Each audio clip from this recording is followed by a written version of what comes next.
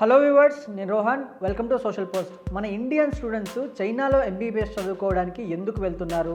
చైనాలో ఎంబీబీఎస్ చదవాలంటే క్వాలిఫికేషన్ ఏముండాలి?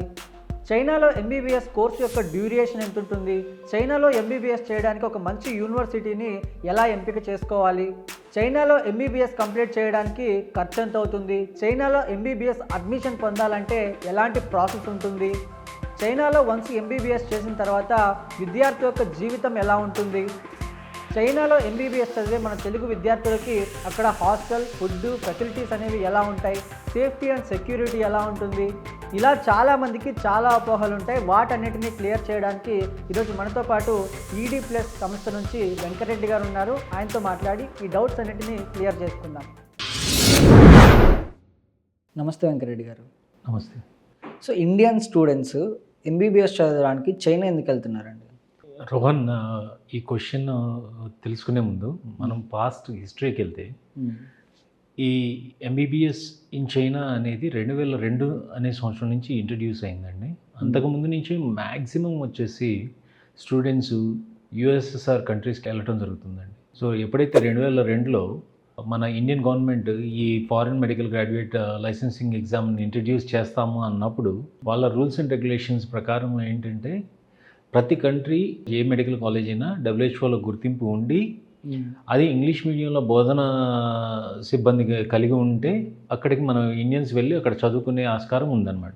ఓకే. సో దాని ప్రకారంగా ఆ 2002లో మోస్ట్ ఆఫ్ ద కన్సల్టెంట్స్ కానీ లేకపోతే ఎడ్టెక్ కంపెనీస్ కానీ వీళ్ళందరూ ఒక ఆపర్చునిటీని చూసి they started promoting MBBS in China అనే దాన్ని ప్రమోట్ చేస్తున్నారండి.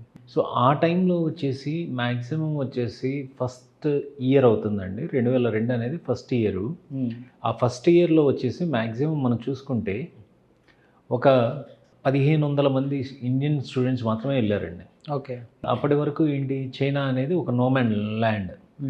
తర్వాత ఏమైంది, 2002 తర్వాత నెంబర్ ఆఫ్ స్టూడెంట్స్ ఇంక్రీజ్ అయ్యి వాళ్ళ ఫస్ట్ బ్యాచ్ ఎప్పుడైతే ఉందో 2007లో ఎఫ్ఎంజీ ఎగ్జామ్ రాశారు. ఓకే. ఎఫ్ఎంజీ ఎగ్జామ్ రాసినప్పుడు ఆల్మోస్ట్ ఫస్ట్ అటెంప్ట్లోనే ఒక 20 to 30% of the country percentage అనేది డిస్ప్లే అవటం జరిగిందండి. సో దాన్ని కాన్ఫిడెంట్గా చూసి మోస్ట్ ఆఫ్ ద పేరెంట్స్ వచ్చేసి చైనాని ప్రిఫర్ చేయడం జరుగుతుందండి మోస్ట్లీ. ఇండియాలో ఎంబీబీఎస్ సీట్ రావడం అనేది చాలా కష్టం. ఇండియాలో సీట్ రాని వాళ్ళకి చైనాలో ఎంబీబీఎస్ చేస్తే దానికి గుర్తింపు ఉంటుందా అండి? ఈ క్వశ్చన్ మనం చూసుకుంటే చాలా వరకు వచ్చేసి మన ఎన్ఎంసి రూల్స్ అండ్ రెగ్యులేషన్స్ ప్రకారం మనం నడుచుకోవాల్సిన పరిస్థితి. ఎన్ఎంసి అని అంటే national medical council of India అండి. ఇది ఢిల్లీలో ఉంటుంది. ఇది మన భారతదేశంలో ఉన్న వైద్య విద్యను కానీ ఇండియన్ స్టూడెంట్స్ బయటికి వెళ్ళి చదువుకునే వాళ్ళ యొక్క రూల్స్ అండ్ రెగ్యులేషన్స్ కానీ ఫ్రేమ్వర్క్ చేసే ఆర్గనైజేషన్గా మనం అనుకోవచ్చు అండి. ఇందులోకి వచ్చేసి ఎన్ఎంసి వాళ్ళ రూల్స్ అండ్ రెగ్యులేషన్స్ ప్రకారం ఏంటంటే ఏ స్టూడెంట్ అయినా కానీ విదేశాలకు వెళ్ళి ఎంబీబీఎస్ చేసుకోవచ్చు. కాకపోతే ఆ కాలేజ్ వచ్చేసి 54 months అంటే 54 నెలల ప్రోగ్రామ్ అయి ఉండాలి. ప్లస్ 1 year ఇంటర్న్షిప్ అనేది మ్యాండేటరీగా ఉండాలండి. ఓకే. అంటే కరికులం అనేది అట్ పార్గా ఈక్వల్గా ఉండాలి. సో అలా ఉన్న ఎడల మన ఆ డిగ్రీ అనేది ఇండియాలో రికగ్నైజేషన్ ఉంటుంది, లేదు అంటే అది రికగ్నైజేషన్ ఉండదండి. ఓకే. సో ఇందాక మీరు అడిగిన క్వశ్చన్ కూడా ఎందుకు చైనాకి ఎక్కువ మంది చూస్తారు అని అంటే ఫస్ట్ థింగ్ ఆన్సర్లో కూడా మనం చెప్పేది ఏంటంటే కరికులం అనేది very similar to all India institute of medical sciences AIIMS curriculum ఏదైతే ఉందో అదే కరికులంని అక్కడ చైనాలో పాటిస్తారండి. దాంతోపాటు అడిషనల్గా ఏంటంటే వాళ్ళకి పిల్లలకి చైనీస్ లాంగ్వేజ్ అనేది నేర్పిస్తారు. ఓకే. క్లినికల్ ఎక్స్పోజర్కి వచ్చేసి దానికి అబాండెంట్ క్లినికల్ ఎక్స్పోజర్ ఉంటుంది. అండ్ అదే కాకుండా ఎంటైర్ మీరు చైనాలో మనం చూసుకుంటే మెజారిటీ ఆఫ్ ద స్టూడెంట్స్కి వచ్చేసి లేటెస్ట్ టెక్నాలజీ మీద అవగాహన కార్యక్రమం ఉంటుందండి. అండ్ ఇన్ఫ్రాస్ట్రక్చర్ వైజ్ చూసుకుంటే అది మ్యాసివ్ ఇన్ఫ్రాస్ట్రక్చర్.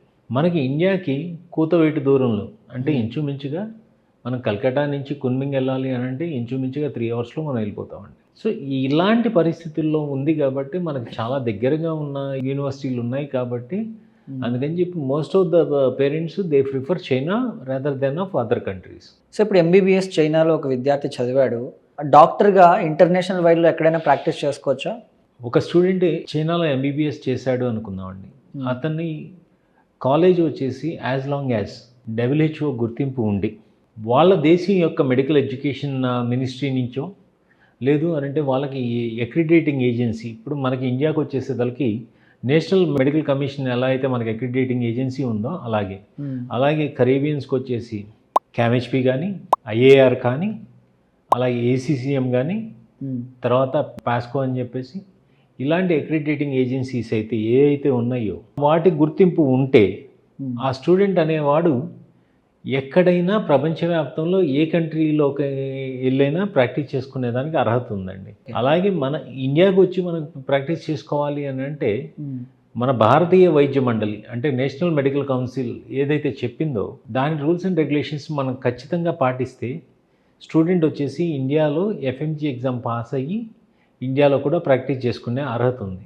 ఓకే. అంటే ఆస్ట్రేలియాకి వచ్చేసి ఆస్ట్రేలియన్ మెడికల్ కౌన్సిల్ ఎగ్జామ్ ఉంటుంది, అమెరికాకి వెళ్తే USMLE ఎగ్జామ్ ఉంటుంది, అలాగే కెనడాకి వెళ్తే MCCQE ఎగ్జామ్ ఉంటుంది, యూకేకి వచ్చేసి దానికి UKMLA ఎగ్జామ్ ఉంటుంది, అలాగే న్యూజిలాండ్కి వచ్చేసి న్యూజిలాండ్ మెడికల్ లైసెన్సింగ్ ఎగ్జామ్ ఉంటుంది. అలాగే GCC కంట్రీస్ అంటే మిడిల్ ఈస్ట్లో ఉన్న కంట్రీస్కి వెళ్తే వారి యొక్క లోకల్ లైసెన్సింగ్ ఎగ్జామ్ అనేది డెఫినెట్గా ఈ స్టూడెంట్ అనేది రాయాల్సిందే. ఓకే. సో మనం ఆలోచన చేయాల్సింది ఏంటి అంటే వెదర్ ఈ కాలేజీ అనేది WHO గుర్తింపు ఉందా లేదా అనేది మనం చూసుకోవాలి. WHO అంటే WHO will not directly recognise the university అండి. World directory of medical schools అని చెప్పి ఉంటుంది. వాళ్ళ దాంట్లో ఈ యూనివర్సిటీ అనేది పొందుపరిచిందా లేదా అనేది చూడాలి. చూస్తే డెఫినెట్గా వాళ్ళ డిగ్రీలు ప్రతి ఒక్క కంట్రీలోనూ రికగ్నైజేషన్ ఉంటుందండి.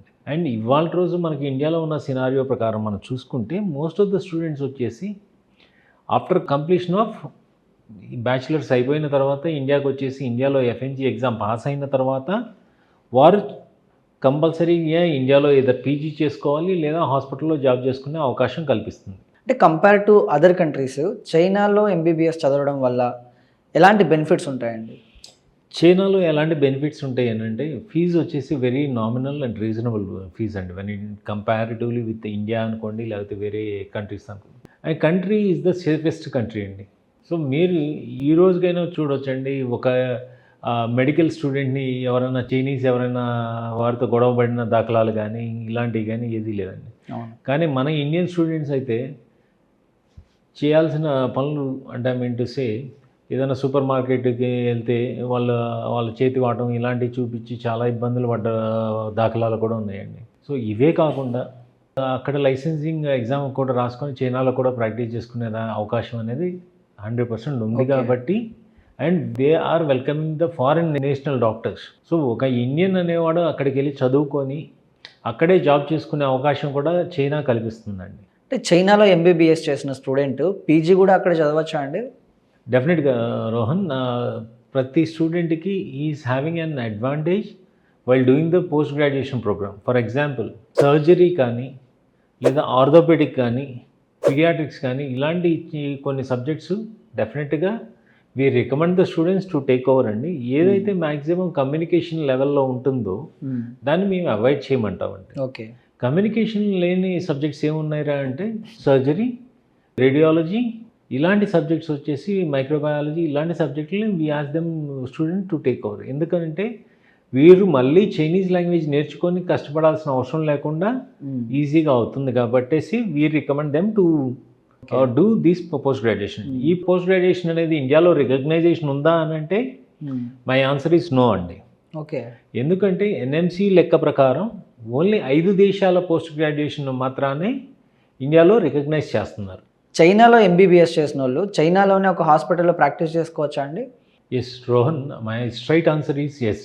ఓకే. కాకపోతే ఏ కంట్రీలో అయినా కానీ వాళ్ళ లైసెన్సింగ్ ఎగ్జామ్స్ ఉంటాయండి. అంటే ఫర్ ఎగ్జాంపుల్ US తీసుకుంటే USMLE అనే పరీక్ష ఉంటుంది. ఇండియా తీసుకుంటే మనకి ఫారెన్ మెడికల్ గ్రాడ్యుయేట్ ఎగ్జామ్ ఏదైతే ఉందో ఆ ఎగ్జామ్ ఉంటుంది. ఆస్ట్రేలియాకి ఆస్ట్రేలియన్ మెడికల్ ఎగ్జామ్ ఉంటుంది. అలాగే దుబాయ్కి వచ్చేసి దుబాయ్ హెల్త్ అథారిటీ వాళ్ళ ఎగ్జామ్ ఉంటుంది. అలా చైనాలో కూడా చైనీస్ యొక్క లైసెన్సింగ్ ఎగ్జామ్తో పాటు స్టూడెంట్ వచ్చేసి HSK లెవెల్ 4 రాయాలండి. అది రాసిన తర్వాత he can apply for the jobs in the hospitals in China. Okay. So my answer is straight away answer is 100% student can able to practice in China. అంటే చైనాలో MBBS చేసిన student మన ఇండియాలో practice చేసుకోవాలంటే ఏం చేయాలండి? ఇందాక చెప్పినట్టుగానే చైనాలో ఎంబీబీఎస్ కంప్లీట్ అయిన స్టూడెంట్ డెఫినెట్గా ఇండియాకు వచ్చే ముందు వారి యొక్క డిగ్రీని అక్కడ ఉన్న మినిస్ట్రీ ఆఫ్ ఎడ్యుకేషన్ ద్వారా అపాస్టల్ చేయించుకొని ఇండియా వచ్చిన తర్వాత ఇండియాలో ఎఫ్ఎంజీ ఎగ్జామ్ అని ఉంటుందండి. ఎఫ్ఎంజీ ఎగ్జామ్, దాన్ని ఫారిన్ మెడికల్ గ్రాడ్యుయేట్ ఎగ్జామ్ అంటారు, లేదు అని అంటే స్క్రీనింగ్ టెస్ట్ ఎగ్జామ్ అంటారు. ఓకే. ఈ స్క్రీనింగ్ టెస్ట్ ఎగ్జామ్ వచ్చేసి మనకి ఇయర్లీ 2 times ఉంటుంది. ఈ 2 timesలో every time it is almost 20,000 to 25,000 people are appearing అండి. సో వీటిల్లోకి వచ్చేసి ఆల్మోస్ట్ మనకి యాజ్ ఆఫ్ నౌ ఒక 40% of the students are clearing the FMG exam. ఈ ఎఫ్ఎంజీ ఎగ్జామ్ క్లియర్ అయిన తర్వాత వాళ్ళు 100% they are eligible to practice in India as well as they can apply for the post graduation programme in India అండి. చైనాలో MBBS చేసిన తర్వాత ఇండియాకి వచ్చి మళ్ళీ పీజీ చేసుకోవచ్చా అండి? రోహన్, ప్రతి స్టూడెంట్ వచ్చేసి ఇండియాకి వచ్చిన తర్వాత అంటే చైనా అనే కాదు, ఎక్కడి నుంచి అయినా కానీ ఏ కంట్రీలో చదువుకున్నా అతను ఇండియాకి వచ్చేసి ఎఫ్ఎంజీ ఎగ్జామ్ రాసుకున్న తర్వాత డెఫినెట్గా ఇండియాకి వచ్చిన తర్వాత ఎఫ్ఎంజీ ఎగ్జామ్ పాస్ అయిన తర్వాత 1 year ఇంటర్న్షిప్ చేసి, మళ్ళీ ఈ పాయింట్ అనేది చాలా మంది పేరెంట్స్కి తెలియదు.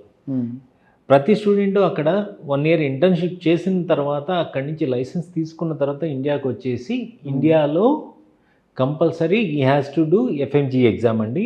ఎఫ్ఎంజీ ఎగ్జామ్ అయిపోయిన తర్వాత 1 year ఇంటర్న్షిప్ చేసిన తర్వాత తను నీట్ పీజీ అనేది రాసుకొని అండ్ నీట్ పీజీలో ర్యాంక్ సంపాదించిన తర్వాత ఇండియాలో పోస్ట్ గ్రాడ్యుయేషన్ చేసుకోవడానికి అర్హత ఉంటుందండి. Okay. And so far we're proud to say అండి, ED+ స్టూడెంట్స్ ఆల్మోస్ట్ ఒక 45% of the students are doing post graduation in India itself. చైనాలో ఎంబీబీఎస్ కోర్సు డ్యూరేషన్ ఎంత ఉంటుందండి? ఇండియాలోనే ఉంటుందా, డిఫరెన్స్ ఏమైనా ఉంటుందా? చైనాలో ఎంబీబీఎస్ కోర్స్ డ్యూరేషన్ వచ్చేసి మనకు ఆల్మోస్ట్ ఇది 5 years ప్లస్ 1 year ఇంటర్న్షిప్తో ఉంటుంది. ఓకే. ఓకే. జనరల్గా మన ఇండియాకి చైనాకి వచ్చేసి ఒక 6 నెలలు డిఫరెన్స్ ఉంటుందండి. ఈ 6 నెలల్లో ఏమి నేర్పిస్తారు అని అంటే చైనీస్ లాంగ్వేజ్ ఒకటి నేర్పిస్తున్నారు, plus Chinese culture, Chinese customs వీటి గురించి నేర్పిస్తారండి. ఎందుకంటే మనం ఇదివరకు ఒక సామెత అనేది ఉంటుంది, be a Roman while you are in Rome అని. సో మనం ఏ కంట్రీలో అయితే ఉన్నామో ఆ కంట్రీ యొక్క రూల్స్ అండ్ రెగ్యులేషన్స్ని లేకపోతే వాళ్ళ యొక్క కస్టమ్స్ని ఇవి తెలుసుకోవాలి. కాబట్టి అక్కడ ఈ 6 months వచ్చేసి ప్రతి స్టూడెంట్కి ఈ విధమైన ఎడ్యుకేషన్ని అలవాటు చేయడం జరుగుతుందండి. ఓకే. అంటే టీచింగ్ ఎలా ఉంటుందండి? ఇంగ్లీష్లోనే ఉంటుందా లేకపోతే చైనా భాష ఏమైనా నేర్చుకోవాల్సి ఉంటుందా? ఏదైతే కోర్ మెడిసిన్ సబ్జెక్ట్స్ అయితే ఉన్నాయో అవి మొత్తం ఇంగ్లీష్ మీడియంలోనే ఉంటాయండి. కాకపోతే ఏదైతే పేషెంట్ ఇంటరాక్షన్ ఉంటుందో అది కంపల్సరీ వచ్చేసి we recommend the students to learn a little bit of Chinese language అండి. ఇప్పుడిప్పుడే చైనా అనేది ఇంగ్లీష్ స్పీకింగ్ కంట్రీగా మారుతుందండి. సో అలాంటప్పుడు మ్యాక్సిమం ఎప్పుడైనా ఓల్డ్ పేషెంట్స్ని కానీ లేకపోతే ఓల్డ్ సిటిజన్స్ ఆఫ్ చైనా వాళ్ళతో మాట్లాడాలన్నా కానీ మనం కంపల్సరీ కొంచెం చైనీస్ లాంగ్వేజ్ అనేది నేర్చుకోవాలి. ఓకే. ఈ స్టూడెంట్స్ అనేది ఎప్పుడు హాస్పిటల్స్కి వెళ్తారు అని అంటే ఫస్ట్ 2.5-3 సంవత్సరాల తర్వాతే హాస్పిటల్స్కి వెళ్ళటం మొదలవుతుందండి. సో ఆ టైంలో వచ్చేసి మన స్టూడెంట్స్ ఎప్పుడైనా సరే చైనీస్ లాంగ్వేజ్ మాట్లాడితే ఆ పేషెంట్ అనేది అతను కూడా చాలా హ్యాపీగా ఫీల్ అయ్యి వీళ్ళకి చక్కగా సహకరించేసి వైద్యం చేసుకునేదానికి ఆస్కారం కల్పిస్తాడు. కాబట్టి we recommend all the students to have Chinese language అనమాట. చైనీస్ లాంగ్వేజ్ అనేది ఇవాళ రోజు చాలా ఈజీగా మన స్టూడెంట్స్ అనేది నేర్చుకోవడం జరుగుతుందండి.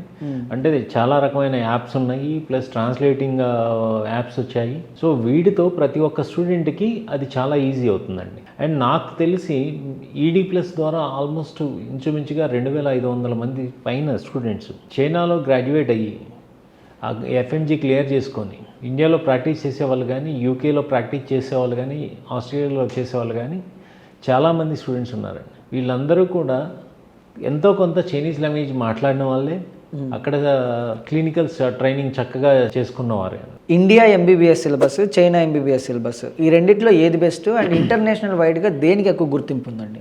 ఇండియా సిలబస్, చైనీస్ సిలబస్ అనేది డిఫరెన్స్ ఏమి ఉండదండి. టోటల్గా ఏదైనా కానీ ఈ 19 సబ్జెక్ట్స్ సరౌండింగే ఉంటుంది. కాకపోతే చైనాలో ఏంటంటే ఇంకా అడిషనల్గా మనకి అడ్వాంటేజ్ ఏమవుతుంది అని అంటే అక్కడ ఉన్న లేటెస్ట్ టెక్నాలజీస్ కానీ లేటెస్ట్ ఎక్విప్మెంట్స్ మీద స్టూడెంట్స్కి ప్రాక్టీస్ చేసుకునే ఛాన్స్ ఉంటుంది. ఓకే. అండ్ అదే కాకుండా ఇవాళ రోజు మనం చూస్తే చైనాలో AI ఎనేబుల్డ్ హాస్పిటల్స్ అవి చాలా ఉన్నాయండి. అలాగే హెల్త్ కిసాక్స్ వచ్చినాయి, ఎనేబుల్డ్ కిసాక్స్. వీటి గురించి కూడా మన స్టూడెంట్స్ నేర్చుకునే అవకాశం ఉంటుందండి. సో అది that is the main difference between Indian syllabus and Chinese syllabus అండి. ఓకే. రిమైనింగ్ ఆల్రెడీ ఇందాక మనం అనుకున్నట్టే చైనా అనేది వాళ్ళు స్టార్ట్ చేసింది కూడా మొట్టమొదటిగా ఇంగ్లీష్ మీడియం అనేది స్టార్ట్ చేసింది. మన ఇండియన్ ఎయిమ్స్ కరికులం ఏదైతే ఉందో దాన్ని బేస్ చేసుకొని ఈ కరికులంని డిజైన్ చేసుకోవడం జరిగిందండి. ఓకే. క్లినికల్ ట్రైనింగ్ అనేది ఎలా ఉంటుందండి చైనాలో? క్లినికల్ ట్రైనింగ్ అనేది డెఫినెట్గా ప్రతి స్టూడెంట్ వచ్చేసి థర్డ్ ఇయర్ నుంచి మన ఇండియాలో ఏ విధంగా అయితే ఉంటుందో అదేవిధంగా ఎర్లీ క్లినికల్ ఎక్స్పోజర్ ఉంటూనే కోర్స్ కంప్లీట్ అయిన తర్వాత 1 year కంపల్సరీ మ్యాండేటరీగా హాస్పిటల్స్కి వెళ్ళి ఇంటర్న్షిప్ అనేది డెఫినెట్గా చేయాలండి. Okay. And same as it is మన ఇండియాలో ఎలా అయితే లాగ్ బుక్ మెయింటైన్ చేస్తారో సేమ్ అదే లాగ్ బుక్ చైనాలో కూడా మెయింటైన్ చేయడం జరుగుతుంది. ఓకే. చైనాలో ఎంబీబీఎస్ చదవాలంటే బెస్ట్ యూనివర్సిటీస్ ఏమున్నాయండి? అండ్ ఆ ఏ యూనివర్సిటీలో చదివితే ఫ్యూచర్ అనేది ఉంటుంది? జనరల్గా మనం ఏ కంట్రీకైనా వెళ్ళేటప్పుడు అంటే ఎస్పెషల్లీ చైనాకి వెళ్ళేటప్పుడు మనం చూసుకోవాల్సింది ఏంటంటే ఎన్ఎంసీ రూల్స్ అండ్ రెగ్యులేషన్స్ని మనం ఒకసారి క్షుణ్ణంగా మనం తెలుసుకోవాలండి. ఎన్ఎంసీ ఏం చెప్తుంది అని అంటే ఏ స్టూడెంట్ అయినా చైనా వెళ్ళి చదువుకోవాలి అని అంటే కంపల్సరీ ఆ స్టూడెంట్ వచ్చేసి నీట్ ఎగ్జామ్ అనేది క్వాలిఫై అవ్వాలి.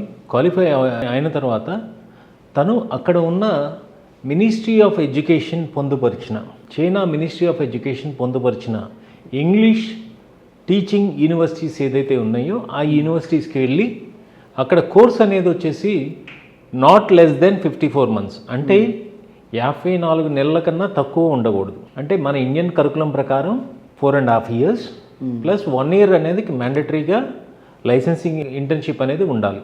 ఇది అయిన తర్వాత ఆ స్టూడెంట్ వచ్చేసి ఇండియాలోకి వచ్చి ఇండియాలో ఎఫ్ఎంజీ ఎగ్జామ్ రాయడానికి అర్హత పొందుతాడు. ఓకే. ఇది కంపల్సరీ ప్రతి ఒక్క స్టూడెంట్ గమనించాలి. సో ఇలాంటప్పుడు మనం టాప్ యూనివర్సిటీస్ ఏమున్నాయి అనేది మనం చూసుకోవాలి అని అంటే మీరు జాయిన్ అయ్యే ప్రతి కన్సల్టెంట్ దగ్గర లేకపోతే ఏ ఎడ్యుకేషనల్ కౌన్సిలర్ దగ్గరైనా కానీ మీరు స్టాటిస్టిక్స్ తీసుకోండి. స్టాటిస్టిక్స్ ఇన్ ద సెన్స్ ఆ కాలేజ్లో ఎంతమంది ఇండియన్ స్టూడెంట్స్ జాయిన్ అయ్యారు, ఎంతమంది ఎఫ్ఎంజీ ఎగ్జామ్ పాస్ అయ్యారు, వారు ఇప్పుడు ఎక్కడ ఉన్నారు, ఏం చేస్తున్నారు అనేది క్లియర్గా ఇన్ఫర్మేషన్ తీసుకున్న తర్వాత మీకు నెంబర్ ఆఫ్ స్టూడెంట్స్ ఆ కాలేజ్లో చదివిన వాళ్ళు ఎఫ్ఎంజీ క్లియర్ చేసి ఫస్ట్ అటెంప్ట్లో క్లియర్ చేసి పోస్ట్ గ్రాడ్యుయేషన్ చేస్తున్న స్టూడెంట్లు ఎంతమంది ఉన్నారు అని అంటే ఆటోమేటిక్గా క్వాలిటీ ఆఫ్ ఎడ్యుకేషన్ అనేది ప్రతి పేరెంట్కి తెలుస్తుంది. ఓకే. సో దాన్ని బట్టి మనం బేరీజ్ వేసుకోవాల్సిందే తప్ప ఈరోజు మనం మెడిసిన్ అనేది ఇంజనీరింగ్ కాలేజ్ లాగా మనం కంపేర్ చేసుకునే పరిస్థితి ఉండదు. ఓకే. అండ్ మీరు చైనాలో చూసిన మెడికల్ యూనివర్సిటీస్లో కూడా if you see the QS ranking universities maximum అన్ని యూనివర్సిటీస్ ఒక 2000 ర్యాంకింగ్ లోపే ఉంటాయి. సో దీనివల్ల మెయిన్ అడ్వాంటేజ్ ఏంటి అని అంటే క్యూఎస్ ర్యాంకింగ్ యూనివర్సిటీస్ ఉండటం వల్ల ఏమవుతుంది అని అంటే రీసెర్చ్ ఫెసిలిటీస్ అనేది ఎక్కువ ఉంటుంది. ఆ రీసెర్చ్ ఫెసిలిటీ అనేది ఈరోజు ఉన్న స్కిల్కి అవసరం అండి. మెడికల్ ప్రొఫెషన్కి డెఫినెట్గా రీసెర్చ్ అనేది యాడ్ ఆన్ ఉంటే ఓకే హీ విల్ సక్సీడ్. ఒక స్టూడెంట్ అనేది బ్రహ్మాండంగా తన లైఫ్లో సక్సీడ్ అవుతాడు. చైనాలో గవర్నమెంట్ యూనివర్సిటీస్కి ప్రైవేట్ యూనివర్సిటీస్కి తేడా ఏంటి? ఎందులో చదివితే బెస్ట్ అంటారు? రోహన్, చైనాలో మీకు ప్రైవేట్ యూనివర్సిటీస్ అనేది ఉండవు. ఓ చైనాలో ఏ యూనివర్సిటీ అయినా government university operated by government agencies only. So fully funded by the Chinese government ఉంది. సో అందుకని చెప్పేసి మనం ఇది ప్రైవేట్ యూనివర్సిటీయా, దీన్ని ఎవరు నడుపుతున్నారు ఏంటి అన్న కూలంకష చర్చ కూడా అవసరం ఉండదు. అండ్ ప్రతి ఒక్క డిపార్ట్మెంట్ వచ్చేసి ప్రతి ఇయర్ ఆ యొక్క స్టూడెంట్ల పెర్ఫార్మెన్స్ని చూసే ఈ colleges every year add on అవుతున్నాయి, అలాగే మైనస్ కూడా అవుతున్నాయి. సో అందుకని చెప్పేసి there is no question of a private institution in China అండి. ఓకే. అంటే మన నేషనల్ మెడికల్ కౌన్సిలింగ్ ఏదైతే రికగ్నైజ్డ్ ఉన్నాయో అలాంటి యూనివర్సిటీస్ చైనాలో ఉన్నాయండి? ఎస్, నేషనల్ మెడికల్ కమిషన్ ఏం చెప్తుంది అనేది కూడా నేను ఇందాకే చెప్పాను. అక్కడ ఉన్న చైనీస్ మినిస్ట్రీ ఆఫ్ ఎడ్యుకేషన్ ఎవరైతే వాళ్ళ వెబ్సైట్లో ఒక లిస్ట్ పెట్టారండి. ఆ లిస్ట్లో ఉన్న ఇంగ్లీష్ మీడియం యూనివర్సిటీస్ ఏదైతే ఉన్నాయో ఆ యూనివర్సిటీకి ప్రతి ఇండియన్ స్టూడెంట్ వెళ్ళి అక్కడ చేసుకోవచ్చు. కాకపోతే అక్కడ ఉన్న కోర్స్ అనేది 54 monthsకి తగ్గకూడదు, ప్లస్ అక్కడ 1 year ఇంటర్న్షిప్ అనేది మ్యాండేటరీగా ఉండాలి, ప్లస్ మీ డిగ్రీ అనేది at par with the local స్టూడెంట్స్కి ఎలా అయితే అది వ్యాలిడిటీ ఉంటుందో ఆ విధంగా ఉన్నంత మాత్రానే స్టూడెంట్స్ వచ్చేసి చక్కగా ఇండియాలో ప్రాక్టీస్ చేసుకోవడానికి ఎలిజిబిలిటీ ఉంటుంది. అంటే WHO అప్రూవ్ చేసిన యూనివర్సిటీలో చదవడం బెస్టా, లేదంటే NMC రికగ్నైజ్డ్ వాటిలో చదివితే సరిపోతుందంటారా? WHO అనేది డెఫినెట్గా ప్రపంచవ్యాప్తంగా గుర్తింపు ఉన్న ఆర్గనైజేషన్ అండి.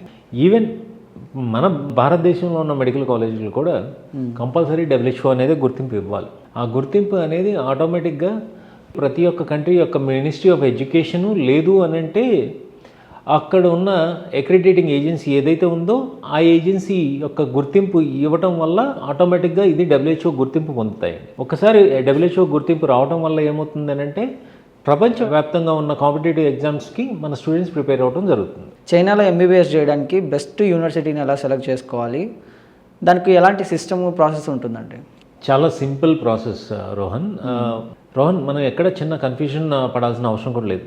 మా స్టాఫ్ ఎవరైతే ఉన్నారో ప్రతి ఒక్క స్టూడెంట్ యొక్క మార్క్స్ వాటిని అన్నింటినీ బేరీజ్ వేసుకొని అతనికి ఉన్న హెల్త్ ఇష్యూస్ ఏమన్నా ఉన్నాయా, లేకపోతే తను ఏ విధంగా చదవగలడు, ఇలాంటి వాటిని ఆధారంగా చూసి మనం పేరెంట్తో డిస్కస్ చేసి కాలేజ్ చూస్ చేయడం జరుగుతుంది. ఓకే. అండ్ ఇక్కడ మెయిన్ అడ్వాంటేజ్ ఏంటంటే వీ ప్రిఫర్ ద స్టూడెంట్స్ ఎక్కడైతే మన ఇండియన్ క్లైమేట్కి సిమిలర్గా ఉంటాయో అలాంటి కాలేజెస్ని మన ఇండియన్ స్టూడెంట్స్ని చూస్ చేసుకోమని చెప్తామండి. అంటే యూనివర్సిటీస్ని సెలెక్ట్ చేసుకోవడంలో స్టూడెంట్స్ ఎలాంటి పొరపాట్లు చేస్తారండి? స్టూడెంట్ అనేవాడు ఇవాళ రోజు ఏ విధమైన పొరపాట్లు చేస్తారు అని అంటే వారికి తెలిసి తెలవని నాలెడ్జ్తో లేదా ఒక మిస్ఇన్ఫర్మేషన్స్తో ఆ ఇన్ఫర్మేషన్ని అప్లై చేసుకొని నేను చెప్పిందే కరెక్ట్గా ఉంటుంది అన్న ఆ ధోరణిలోనే ప్రవర్తిస్తారు తప్ప ఇక్కడ డెఫినెట్గా ఏంటంటే వేరే దేశం వెళ్తున్నప్పుడు ఒక రెప్యూటెడ్ ఆర్గనైజేషన్ యొక్క గైడెన్స్ ఉండటం వల్ల వాళ్ళకి మెయిన్ అడ్వాంటేజ్ ఏంటంటే ఈ కాలేజ్ అనేది 4.5 years ప్రోగ్రామ్ పైన ఉంటుందా లేదా, ప్లస్ 1 year ఇంటర్న్షిప్ ఉందా లేదా, ప్లస్ అక్కడ ఫ్యాకల్టీ ఇంగ్లీష్ మీడియం ఫ్యాకల్టీ ఉన్నారా లేదా, ఇలాంటి ప్రతి ఒక్కటి తెలుసుకొని అప్రోచ్ అయితే బాగుంటుందండి. లేదు నేను వెళ్తున్నానులే, నేను ఎక్కడో వెళ్ళి చదువుకుంటున్నాను, చైనా వెళ్ళి చదువుకుంటాను, అంతా నాకు తెలుసు అని అనుకుంటే మటుకు వాళ్ళు పప్పులో కాలేసినట్టు. చైనాలో MBBS చేయడానికి మొత్తం ఖర్చు ఎంత అవుతుంది? లివింగ్ కాస్ట్ ఇలాంటివన్నీ కాకుండా ఇంకేమైనా ఎక్స్ట్రా ఖర్చులు ఏమైనా ఉంటాయండి? జనరల్గా ప్రతి పేరెంట్కి ఉన్న ఫస్ట్ క్వశ్చన్ ఏంటంటే ఎంత ఖర్చు వస్తుంది, ఆ బడ్జెట్కి నేను తూగగలనా లేదా అనేది ప్రతి ఒక్క పేరెంట్ ఆలోచన చేస్తాను. ఎగ్జాక్ట్లీ.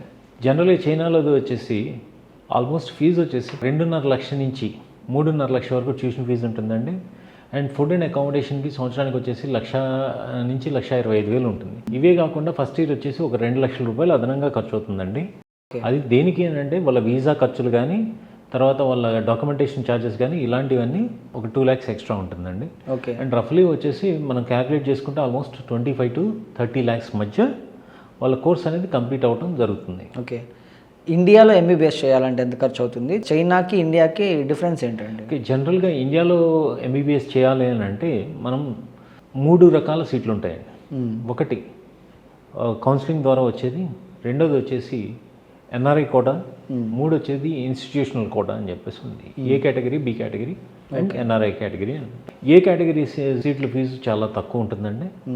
బి కేటగిరీ ఫీజు వచ్చేసి సంవత్సరానికి వచ్చేసి 8.5 lakh to 11 lakh చేంజ్ దాకా ఉంటుంది. అదే NRI కోటా వచ్చేసి 20 to 25 lakhs వరకు ఉంటుందండి ఎవ్రీ ఇయర్. అంటే దాన్ని బట్టి మీరు క్యాలిక్యులేట్ చేసుకుంటే ఆల్మోస్ట్ 40-45 lakhs నుంచి వీళ్ళ ఫీజు అనేది ఉంటుంది. లేదు అని అంటే 1,25 లక్షల వరకు NRI కోటా ఫీజు ఉంటుంది. ఓకే. సో ఈ విధంగా మనం కంపేర్ చేసుకున్నప్పుడు చైనా అనేది చాలా తక్కువలో వీళ్ళకి వరల్డ్ క్లాస్ క్వాలిటీ ఎడ్యుకేషన్ అనేది దొరుకుతుంది. అంటే చైనా ఫీజుల్లో ఏమైనా హిడెన్ ఛార్జెస్ ఉంటాయండి?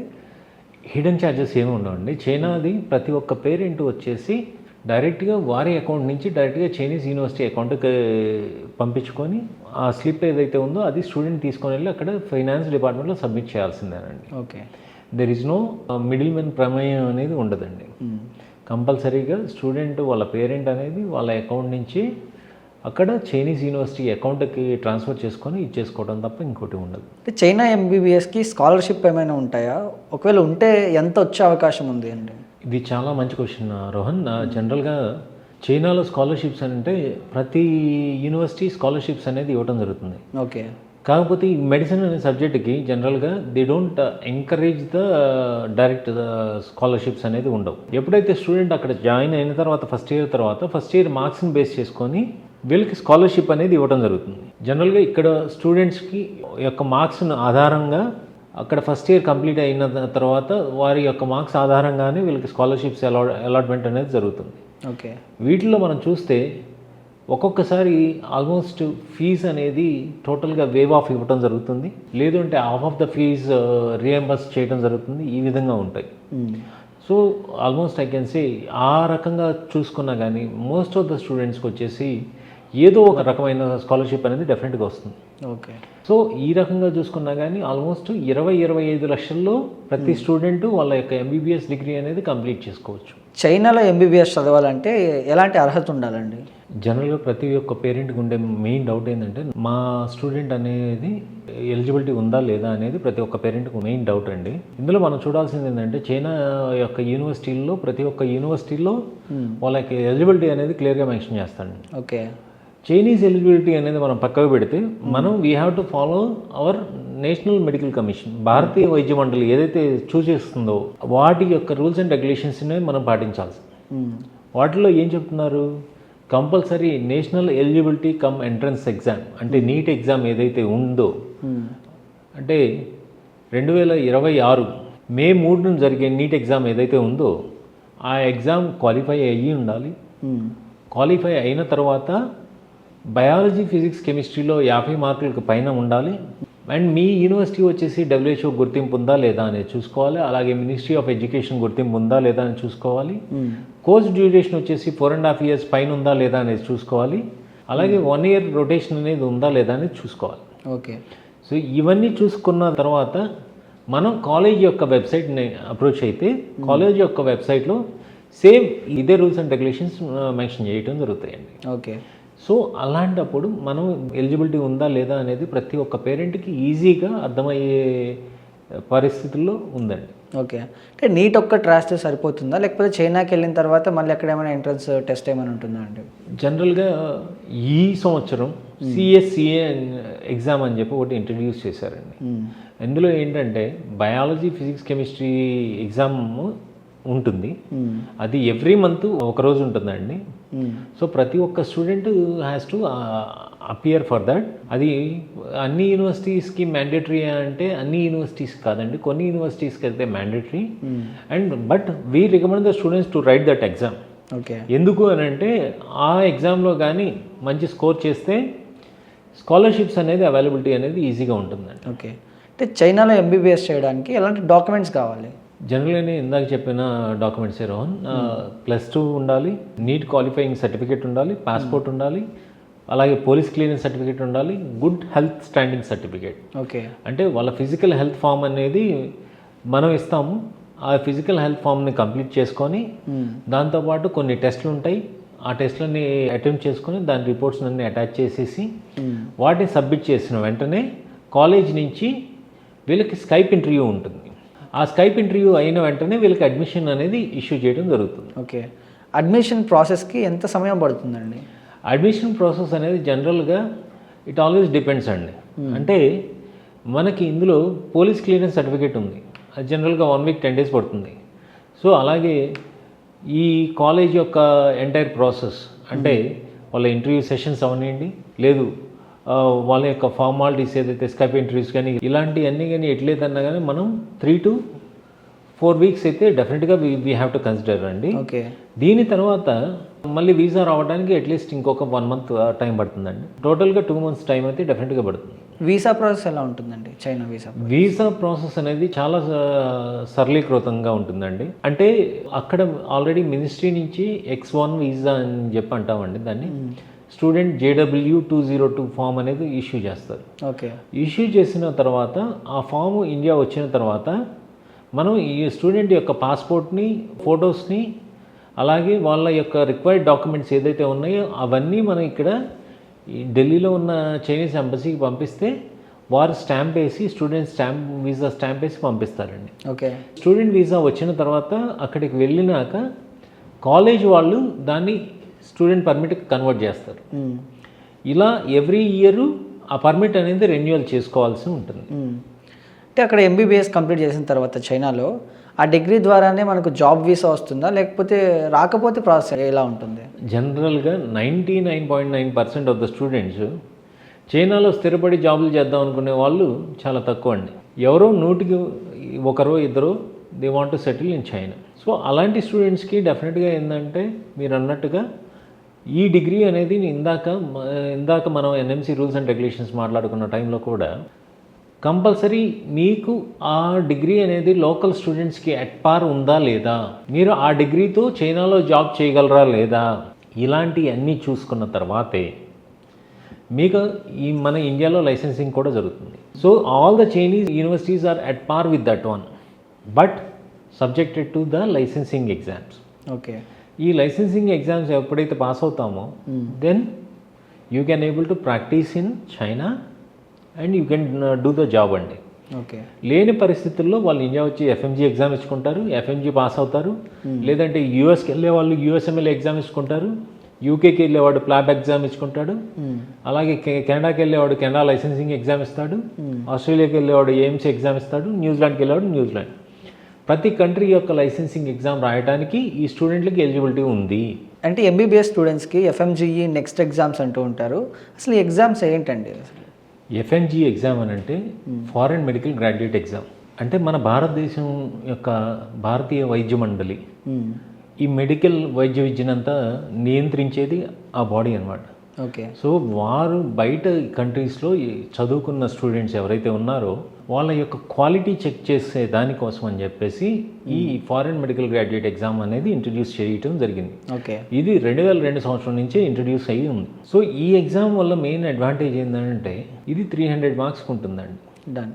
ఓకే. 150 మార్కులు వస్తే స్టూడెంట్ పాస్ అయినట్టు. సో ఇది ప్రతి సంవత్సరం 2 సార్లు ఎగ్జామ్ జరుగుతుంది. ఈ 2 సార్లలో almost 40 to 45% of the students are passing the exam. Okay. దానివల్ల మెయిన్ అడ్వాంటేజ్ ఏంటంటే మనం ఇండియాలో ప్రాక్టీస్ చేసుకునే దానికి ఈ ఎగ్జామ్ ఉపయోగపడుతుంది. ఓకే.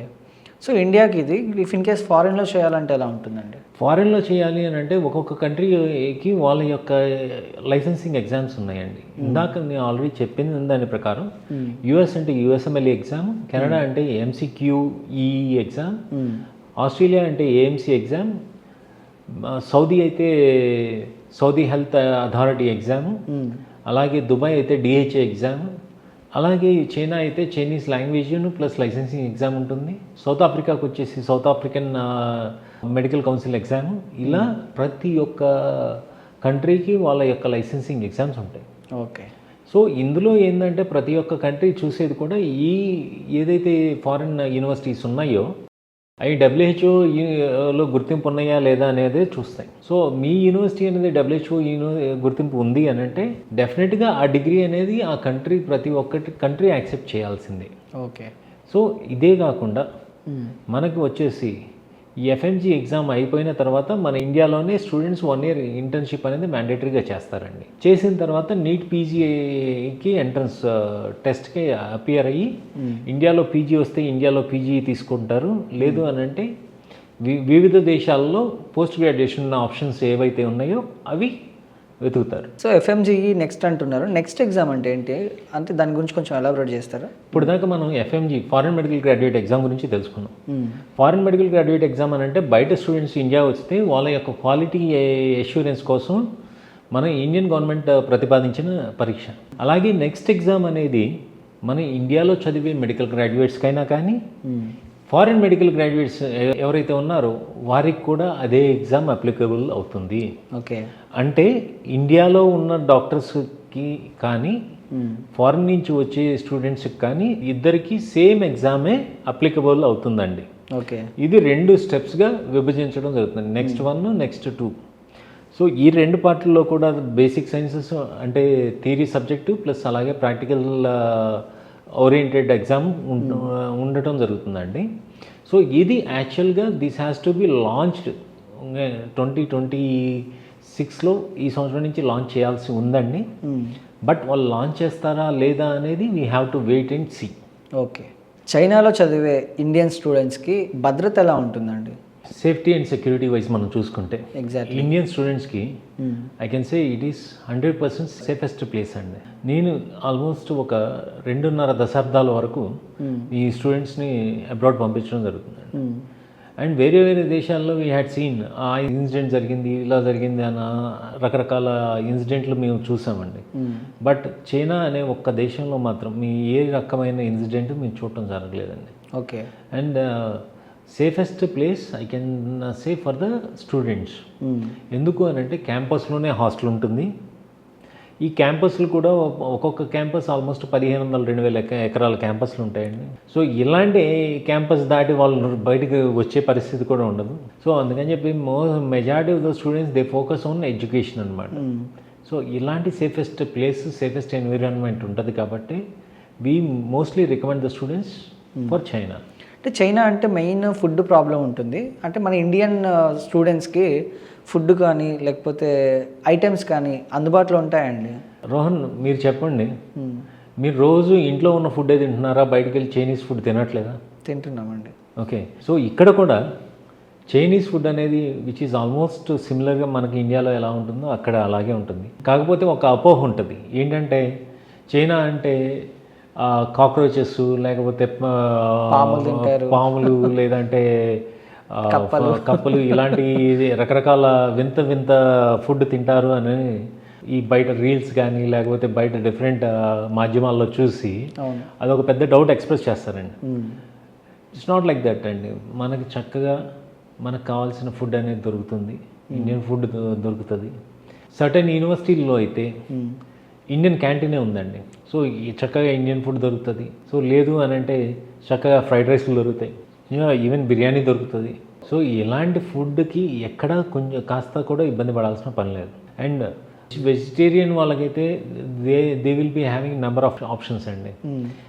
బంగాళదుంపలు కానీ లేకపోతే మన సొరకాయలు కానీ లేకపోతే బీరకాయలు లాంటి ప్రతి vegetable we can find it there. Okay. So టమాటాలు కానీ లేకపోతే ఇలాంటి రకరకాల ఐటమ్స్ అన్నీ అక్కడ దొరుకుతాయండి. So we need not to worry. అంటే ఇది నేను వెజిటేరియనా నాన్ వెజిటేరియనా అని పక్కా పెడితే విల్ గెట్ ఎవ్రీథింగ్ అండి. ఓకే. హాస్టల్ ఫీజెస్ ఎలా ఉంటాయి? హాస్టల్స్ మన ఇండియన్ స్టూడెంట్స్కి ఏమైనా సపరేట్ ఉంటాయా? ఒకవేళ హాస్టల్ సదుపాయాలు ఎలా ఉంటాయండి? ఓకే. ఇంటర్నేషనల్ ప్రతి ఒక్క యూనివర్సిటీలోనూ ఇంటర్నేషనల్ డామ్స్ ఉంటాయండి. ఇంటర్నేషనల్ డామ్స్ వచ్చేసి ఆల్మోస్ట్ మీకు 3 star to 5 star accommodation facilities ఇవ్వాల్సిందే.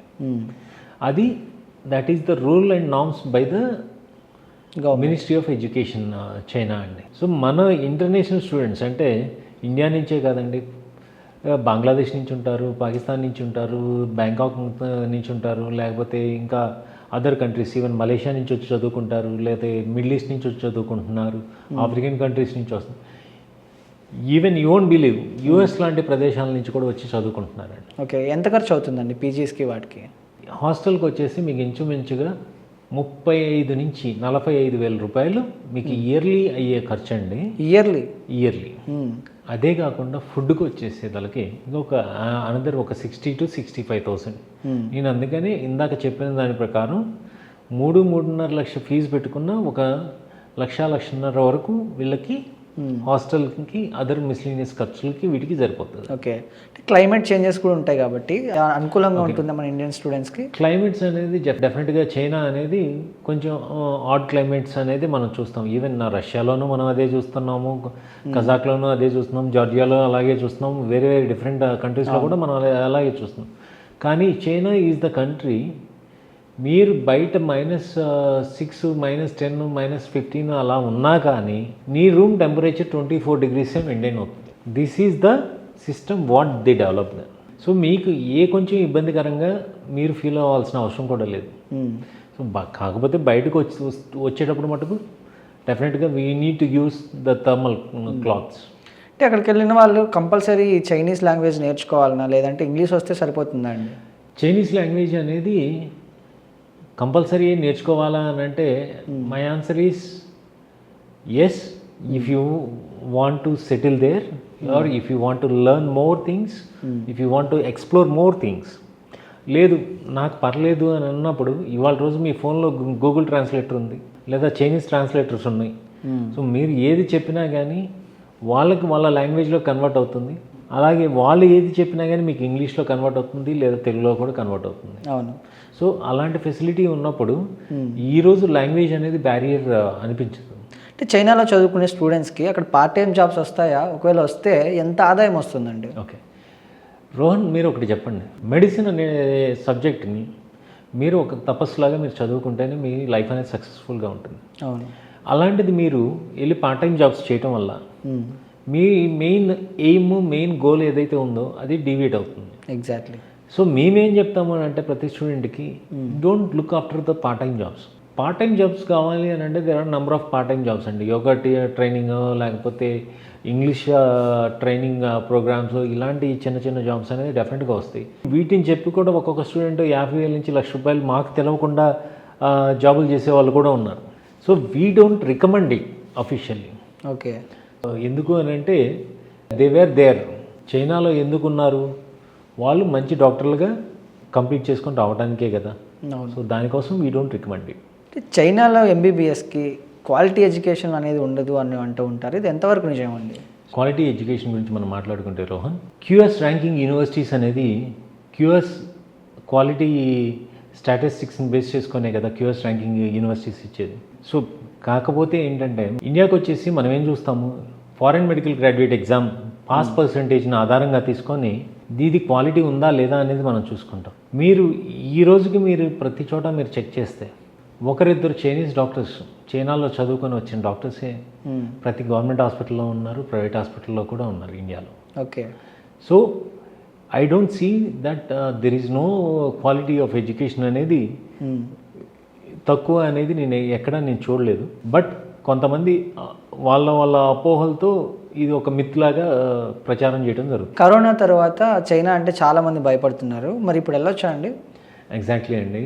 కరోనా తర్వాత ప్రతి ఒక్క పేరెంటు, ప్రతి ఒక్క కన్సల్టెంటు, లేకపోతే ప్రతి ఒక్క స్టూడెంట్ కూడా భయపడుతున్నమాట వాస్తవం. ఎగ్జాక్ట్లీ. కానీ ఈరోజు మనకి చైనాకి ఉన్న సంబంధాల దృష్టి కూడా మధ్యలో ఛానళ్ళు భయపడి వెళ్లకుండా ఉన్న స్టూడెంట్స్ చాలామంది ఉన్నారండి.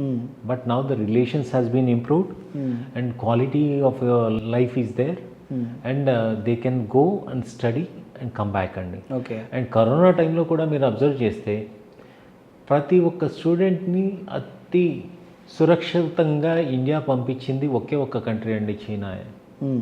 If you see the other countries, వేరే కంట్రీస్లో ఆ యొక్క కంట్రీస్ యొక్క డిపార్ట్మెంట్స్ అన్నీ ఇన్వాల్వ్ అయ్యి ఇక్కడికి ఆ స్టూడెంట్స్ని ఇండియా తీసుకురావడానికి ఏర్పాట్లన్నీ జరిగింది. అండ్ చైనాలో వచ్చేసి Chinese government had taken the step to transfer all the students from China to India. Okay.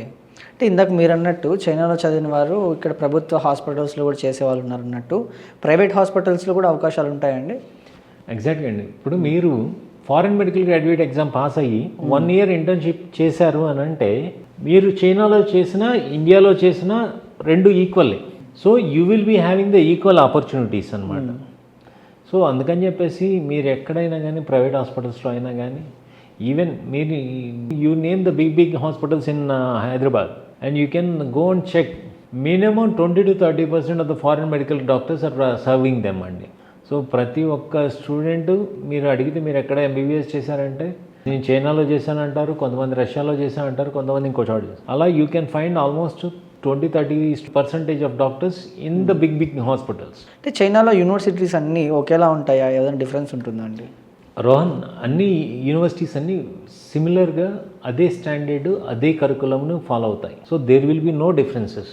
As I said, all are government universities run under ministry of education of China.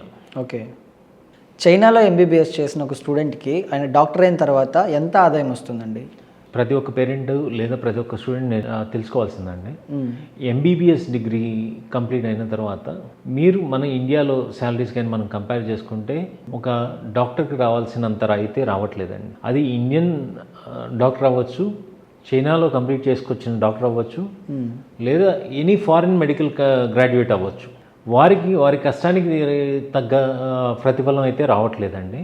So వాళ్ళకి వచ్చేసి maximum ఒక 50,000 to 1 lakh మధ్య అయితే రావడం జరుగుతుందండి. వీటిల్లో కూడా almost they have to work for almost 12 to 18 hours of shifts చేసిన తర్వాతే వాళ్ళకి ఆ అమౌంట్ అయితే రావడం జరుగుతుందండి. అదే క్వాలిటీ ఆఫ్ లైఫ్ కూడా మనం చూసుకోవాలి అని అంటే నో డౌట్ ఇది United states of America is the best one for every doctor అని చెప్పి ప్రతి ఒక్కరూ అనుకునేదే అండి. ఓకే. సో కంపేర్ టు ఇండియాలో ఎంబీబీఎస్ చేసిన ఒక స్టూడెంట్ జీతానికి చైనాలో ఎంబీబీఎస్ చేసిన ఒక స్టూడెంట్ జీతాన్ని కంపేర్ చేసుకుంటే ఎక్కువ హైయెస్ట్ చైనాలో చేసిన వాళ్ళకి ప్రిఫరెన్స్ కానీ జీతాలు కానీ ఎక్కువ ఉంటాయంటారు. అంటే మీరు చైనాలో జాబ్ చేస్తే మీకు ఎక్కువ ఉంటుందండి, కానీ మీరు ఇండియాలో చేసేటప్పుడు ఇండియన్ డాక్టర్స్కి మీకు ఆల్మోస్ట్ అంతే సిమిలర్గానే ఉంటుంది. కాకపోతే మీరు ఎక్కువ కష్టపడేదానికి మీకు ఎక్కువ అవర్స్ మీరు స్పెండ్ చేసేదాన్ని బట్టి మీకు ఆ అమౌంట్ ఆధారంగా మీకు ఈ ఆల్మోస్ట్ ఒక 50 to 1 lakh వరకు వాళ్ళు సంపాదించుకునే ఆస్కారం ఉంటుంది. ఓకే. అంటే మీరు చాలామంది స్టూడెంట్స్ని చూస్తూ ఉంటారు కాబట్టి సక్సెస్ఫుల్ అవ్వాలి ఒక స్టూడెంట్గా అంటే ఎలాంటి లక్షణాలు ఉండాలి వాళ్ళకి? సక్సెస్ఫుల్ అవ్వాలి అని అంటే ఫస్ట్ డెడికేషన్ ఉండాలండి.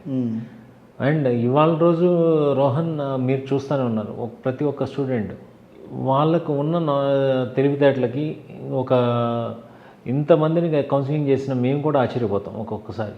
వాళ్ళకి ప్రతి ఒక్కటి తెలుసు అని అనుకుంటారు, కాకపోతే డెడికేషన్ అనేది ఉండదు, వస్తారు వెళ్ళిపోతారు. కానీ మెడిసిన్ అనే subject is not like that. They have to dedicate themselves. కొత్త టెక్నాలజీస్ నేర్చుకోవాలి, కొత్త ఇన్ఫర్మేషన్ తెలుసుకొని ఇచ్చేస్తేనే they will be a good doctors అండి. అపార్ట్ ఆఫ్ దట్ మీకు ఏ కంట్రీలో ఏ లైసెన్సింగ్ ఎగ్జామ్స్ ఉన్నాయి, వాటిని ఎలా అప్రోచ్ అవ్వాలి, ఇలాంటి ప్రతి ఒక్కటి తెలుసుకోవాలండి. ఈరోజు మనం ప్రపంచాన్ని వసుదైక కుటుంబంగా మనం చూస్తున్నాం. అంటే ప్రపంచం అనేది చాలా చిన్నదైందండి. మనకి ఏ కంట్రీలో అయినా మనం వెళ్ళి మనం జాబ్ చేసుకునే అర్హత మనకుంది. సో ఆ కంట్రీ యొక్క లైసెన్సింగ్ ఎగ్జామ్స్ ఏ విధంగా ఉంటాయి ఏంటి అనేది కూడా తెలుసుకొని ముందే మన పాత్వే గురించి మన కెరియర్ గురించి ఒక గోల్ ఉంటే వాళ్ళు సక్సెస్ఫుల్ డాక్టర్గా రాణిస్తారు. పేరెంట్స్కి మీరు ఇచ్చే సలహాలు ఏంటి? సో ఇక్కడ వెరీ క్రూషియల్ పాయింట్ ఏంటంటే parent decision is the very crucial point. జనరల్గా పేరెంట్ ఏం చేస్తారు, మా ఇంటి పక్కన వాళ్ళు డాక్టర్ అయ్యారు, లేకపోతే మా అన్నయ్య వాళ్ళ పిల్లలు డాక్టర్ అయ్యారు, లేదా ఇంకొకరు డాక్టర్ అయ్యారు, నా కొడుకు ఎందుకు డాక్టర్ అవ్వకూడదు అది అనే ఆలోచన చేసి most of the students they push them in to this medical education అండి. సో ఆ విధమైన సినారియో లేకుండా అసలు నీ కొడుకో నీ కూతురుకో ఇంట్రెస్ట్ ఉందా లేదా అనేది ఒక్క క్షణం మీరు ఆలోచన చేసి మీరు డెసిషన్ తీసుకోండి. ఆ స్టూడెంట్కి ఇంట్రెస్ట్ లేదు అని అంటే వాళ్ళు పడే బాధ కానీ మీరు పడే బాధ కానీ వర్ణాతీతం. End of the day you need to choose a wise consultants. Okay, ఆ వైజ్ కన్సల్టెంట్ అంటే వాళ్ళ యొక్క రెప్యుటేషన్ని మీరు గౌరవించాలి, వాళ్ళ యొక్క ఇన్ఫర్మేషన్ని మీరు క్లియర్గా తెలుసుకొని మీరు అది క్లారిటీగా ఉందా లేదా అనేది మీరు క్రాస్ చెక్ చేసుకున్న తర్వాత మాత్రమే మీరు అప్రోచ్ అయితే చాలా బాగుంటుంది. ఓకే. స్టూడెంట్కి మీరు ఇచ్చే సలహాలు ఏంటి? స్టూడెంట్కి మేము చెప్పేది ఒకటే, there is no other than this 3 E's. జనరల్గా మేము ఒకటే ఏంటంటే మేము చెప్పేది education. We don't ask them to go for entertainment. Seriously we recommend them to study education. ఇంకా వేరే యావిగేషన్ వద్దు. ఈ 5 years మీరు కష్టపడితే తర్వాత మీ లైఫ్ బ్రహ్మాండంగా ఉంటుంది. మీ ఈడీ ప్లస్కు ఫారిన్ స్టడీస్కి సంబంధించి ఎంత అనుభవం ఉందండి, ఎంత ఎక్స్పీరియన్స్ ఉంది? ED plus educational India private limited అనేది ఏదో నిన్న మొన్న స్టార్ట్ చేసిన కంపెనీ కాదు రోహన్. వీ స్టార్టెడ్ ఇన్ 2000 నుంచి మీ ఈడీ ప్లస్ అనే పేరుతో మేము స్టార్ట్ అయ్యింది. 2002 తర్వాత అది ఒక ఫర్మ్గా ఎవాల్వ్ అయింది. 2013లో that has been converted into private limited. So ఈ క్రమేపీలో మీరు ఆల్మోస్ట్ 26 years ఆఫ్ అవర్ జర్నీలో మేము ఆల్మోస్ట్ 6500 మంది పైన డిఫరెంట్ కంట్రీస్ అంటే చైనా అవ్వచ్చు, ఫిలిప్పైన్స్ అవ్వచ్చు, యుక్రెయిన్ అవ్వచ్చు, జార్జియా అవ్వచ్చు, కజకిస్తాన్ అవ్వచ్చు, కిర్గిస్తాన్ అవ్వచ్చు, అలాగే సెంట్రల్ అమెరికన్ కంట్రీస్ అవ్వచ్చు, నేపాల్ అవ్వచ్చు, ఇలాంటి డిఫరెంట్ కంట్రీస్లో మేము మెడికల్ ఎడ్యుకేషన్లో మేము పయోనియర్స్ అనమాట. సో ఈ అన్ని కంట్రీస్లో స్టూడెంట్స్ని మేము ఆల్మోస్ట్ జాయిన్ చేయడం జరిగిందండి. ఓకే.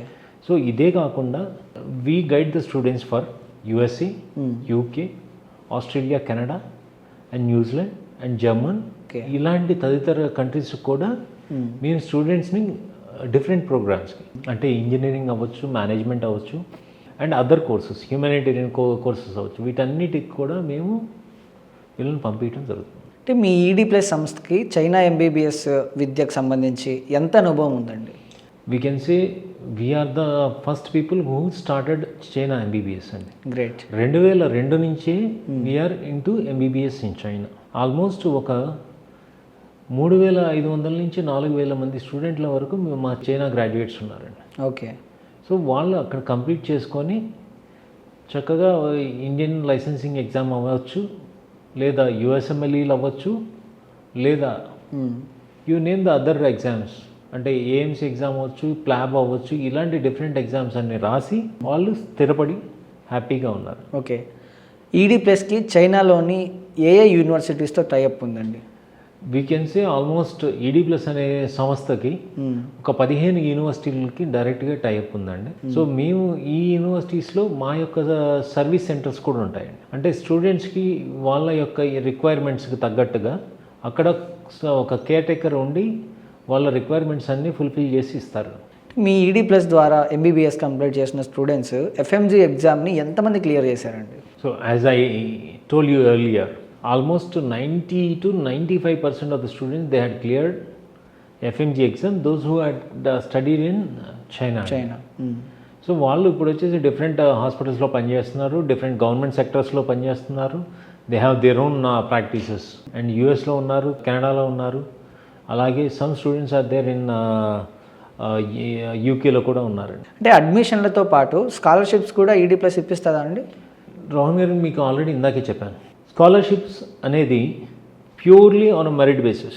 ఇక్కడ ఈడీ ప్లస్ అనేది ఏమీ రికమెండేషన్ చేయాల్సిన అవసరం ఉండదు, లేదా రోహన్ రికమెండేషన్ చేయాల్సిన అవసరం లేదండి. వారి యొక్క ప్యూర్ మెరిట్ బేసిస్ ఆధారంగా ప్రతి ఒక్క స్టూడెంట్కి స్కాలర్షిప్ అనేది ఇవ్వటం జరుగుతుంది. ఓకే. అంటే అక్కడ జాబ్స్ ఈడీ ప్లస్ ఇప్పిస్తుందా అండి చైనాలో? సార్, చైనాలో ఈడీ ప్లస్ అనేది జాబ్ ఇప్పించదు, but we guide them how to pass the licensing exams across the globe. అంటే ఇండియాకి వస్తే ఫారెన్ మెడికల్ గ్రాడ్యుయేట్ ఎగ్జామ్, లేదంటే రేపు రాబోయే నెక్స్ట్ ఎగ్జామ్ ఎలా పాస్ అవ్వాలి, ఎలా ప్రిపేర్ అవ్వాలనేది మేము చెప్తాము. లేదు దుబాయ్ హెల్త్ అథారిటీ ఎగ్జామ్ ఎలా పాస్ అవ్వాలనేది చెప్తాము. లేదు యుఎస్ఎంఎల్ ఎలా రాసుకోవాలి, ఎలా అపియర్ అవ్వాలి, ఎలా పాస్ అవ్వాలనేది చెప్తాము. లేదా కెనడాకి ఏ పాత్వేస్ ఉన్నాయి అనేది చెప్తాము.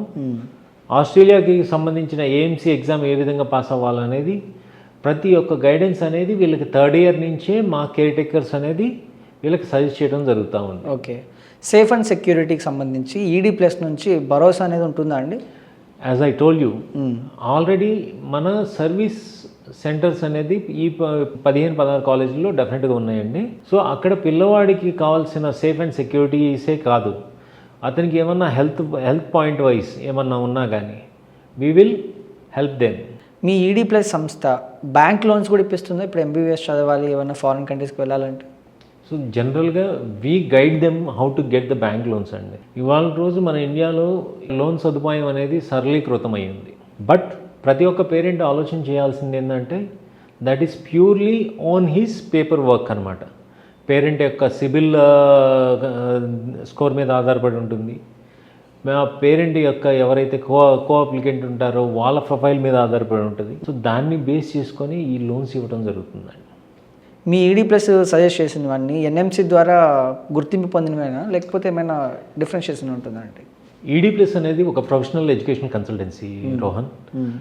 మేము భారతీయ వైద్య మండలి అనగా ఎన్ఎంసీ యొక్క రూల్స్ అండ్ రెగ్యులేషన్స్ని డెఫినెట్గా మన మైండ్లో పెట్టుకొని వీ రికమెండ్ దెమ్.